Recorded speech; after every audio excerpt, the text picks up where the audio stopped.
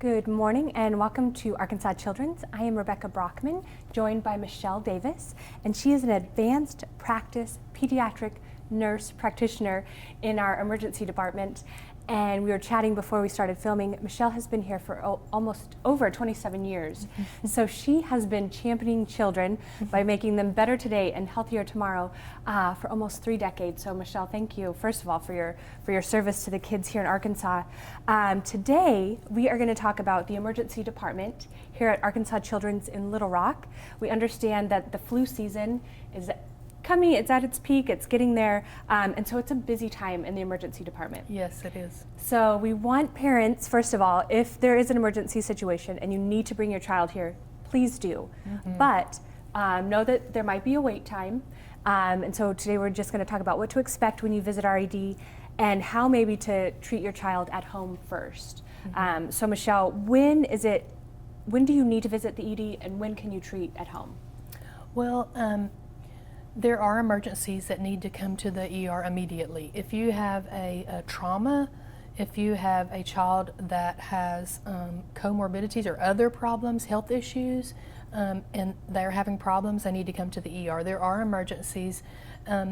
If you have a baby that is 2 months old or younger and they have a fever, that's considered an emergency and they need to come to the emergency room immediately.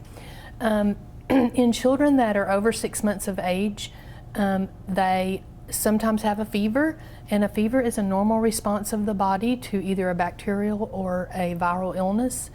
If they are having other problems like runny nose, cough, if they're having breathing problems where their chest is sinking in and they're not able to breathe, they need to come to the ER immediately. But if they are having a fever that responds to Tylenol or ibuprofen, and after you give those doses, the fever starts down, and they appear to be drinking okay and not having breathing problems, then it's okay to wait at home and watch. You'll have to recheck their temperature in like an hour or so to make sure the fever started down. If the fever doesn't start down, then they need to be seen immediately. But if the fever starts down and they're eating and drinking and they're not having breathing problems, it's okay to wait at home and see how they're doing. Another thing that I would recommend is if they're having a fever, call your PCP then and say, hey, my baby is having a fever, and can I get them in to be seen in the next couple of days?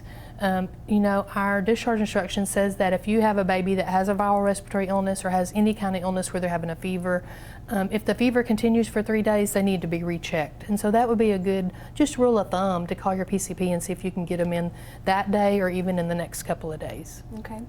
So if you're just joining us, we were talking to Michelle Davis about the ED at Arkansas Children's in Little Rock. If you have any questions for Michelle or about the emergency department, please leave a comment and we'll make sure to address it either now or after we're done filming. Let's talk a little bit more about fever. When should parents be concerned and at what ages do you really need to watch out for? So if you have a baby that is less than 2 months of age and they have a fever, they need to be seen immediately. Excuse me, those children are more susceptible to bacterial infections, and so they need to have some tests done and they need to be seen immediately. So you need to either immediately go to your PCP or come to the ER. If you have a child that's, like I said, 6 months old or older, you can treat with Tylenol and ibuprofen for fever. If they're in that little area between 2 months and 6 months, you can treat with Tylenol, but you shouldn't give them ibuprofen. The research just hasn't been done on ibuprofen yet. So if they are taking their Tylenol and the fever comes down and they're not having breathing problems and they're still eating and drinking, it's okay to just follow up with your PCP. Fever is a normal response of the body, like I said, and so sometimes after you give the Tylenol and ibuprofen, a few hours your fever might go right back up. We'll try the Tylenol or ibuprofen again and see if it will come back down. Okay. And I know as a new mom, it's fevers scary. can be scary. Yes. So if you need to call your PCP and if you need to visit, do visit. But if you do come to the ED, what can they expect? Okay. Maybe just take us through that process when you check in and know that there might be a wait time, but what is your team doing to prepare? So we have a team of triage nurses that are highly skilled. They have certain protocols that they go by. They're going to do a quick history assessment and a full set of vital signs on your child and get a weight. And then after that, they will classify the child in on their algorithm that shows like whether they're emergent, urgent, or non-urgent. If they, and you know, those change. If someone gets sicker, they might be upgraded to a different classification. So the patients that are emergent, like I said before, are patients that are having problems where they could lose their life if they're not seen by a physician in the next few hours or so. Those patients are going to go back and be seen first. Those are the sicker kids, and they need immediate care. If you're classified non-urgent or, you know, or not as urgent, those patients we will monitor in the waiting room. Then the techs and the paramedics will continue to monitor them to watch and see how they're doing. We might do some Tylenol or ibuprofen if they haven't had any and monitor their temperature in the waiting room. But we will see them. We will never ever refuse care to any patient. It might just take a little bit longer for them to be seen. Okay. Yeah. Do you suggest parents bring snacks or some books or something to keep their child occupied while they're waiting? Or? I think books and their favorite toy is good. They don't really recommend to give them any food or drink in the waiting room.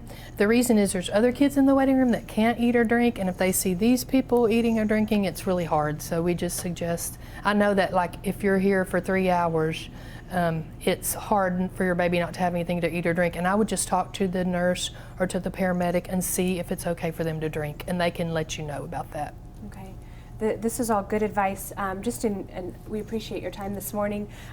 We know you have to head back to the ED actually. Just real quick, what else are you seeing in the ED right now, and what do parents need to keep an eye on?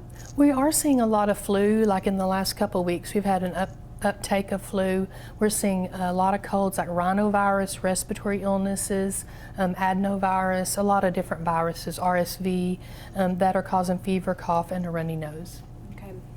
So Michelle, thank you again for your time. We want you and your family to be safe and healthy, especially this as we reach the peak in our cold and flu season. We want you to visit the ED, but if you can, try to treat at home, call your PCP, but we look forward to seeing you and your family and staying safe and healthy.